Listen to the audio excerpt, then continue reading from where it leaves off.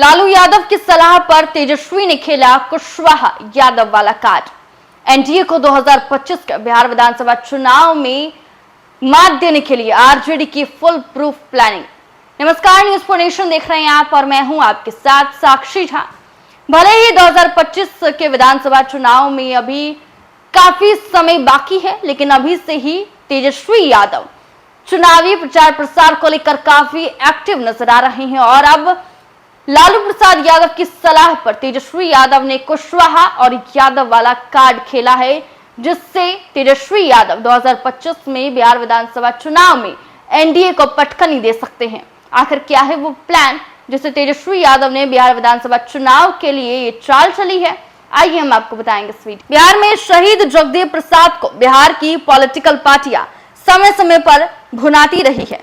कुशवाहा समाज तो जगदेव प्रसाद को अपना आदर्श ही मानता है। पुण्यतिथि और जयंती के बहाने जो भी दल उन्हें याद करते हैं, उसके पीछे उनका स्वागत होता है। उपेंद्र कुशवाहा ने जब जेडीयू से अपनी राह अलग की, तो उन्होंने अलग पार्टी बनाने की घोषणा के लिए भी उनके शहादत दिवस यानी कि 5 सितंबर का ही दिन चुना था। नीतीश कुमार भी जगदेव प्रसाद की शहादत दिवस मनाते रहे हैं। आरजेडी ने इस बार अनोखे अंदाज में शहादत दिवस मनाया। पार्टी कार्यालय में लोकतंत्र और संविधान की रक्षा विषय पर चर्चा कर आरजेडी ने इस बार जगदेव प्रसाद का शहादत दिवस मनाया है। आरजेडी को जगदेव प्रसाद की याद ऐसे ही नहीं आई। लोकसभा चुनाव के समय से ही आरजेडी ने कुशवाहा वोटरों पर डोरा डालना शुरू कर दिया है। लालू प्रसाद यादव ने मुस्लिम यादव वाले जातीय कॉम्बिनेशन से अलग उनके बेटे तेजस्वी यादव के मन में आरजेडी को हर जाति वर्ग की पार्टी बनाने का सपना हिलोरे मारते रहा है। पार्टी बनाने का सपना देखते आ रहे हैं। पहले उन्होंने आरजेडी को A to Z की पार्टी बनाने की बात कही थी, यानी आरजेडी हर जाति धर्म के लोगों की पार्टी होगी। फिर उन्होंने नया समीकरण बाप का बनाया, पर लोकसभा चुनाव में आरजेडी ने सिर्फ कुशवाहा जाति पर फोकस किया, ये जानते हुए कि समाज के वोटों के लिए पहले से ही कई दावेदार हैं। नीतीश कुमार ने खुद कभी जाति समीकरण पर भरोसा नहीं किया, लेकिन कुर्मी कोयरी समाज के लोगों ने उनके लिए लवकुश समीकरण बनाया। इस समीकरण के वोट भी थोक भाव में नीतीश को मिलते रहे। राज्यसभा सदस्य उपेंद्र कुशवाहा और बिहार के डिप्टी सीएम सम्राट चौधरी तो कोयरी बिरादरी से ही आते हैं। हालांकि नीतीश कुमार के एनडीए में आने से इनकी उपयोगिता भी समाप्त हो गई है। दोनों जातियों की बिहार में कुल आबादी 10% से अधिक नहीं है। एनडीए के घटक दलों की कुशवाहा वोटों पर पकड़ रहने के बावजूद इस बार आरजेडी ने चौंका दिया।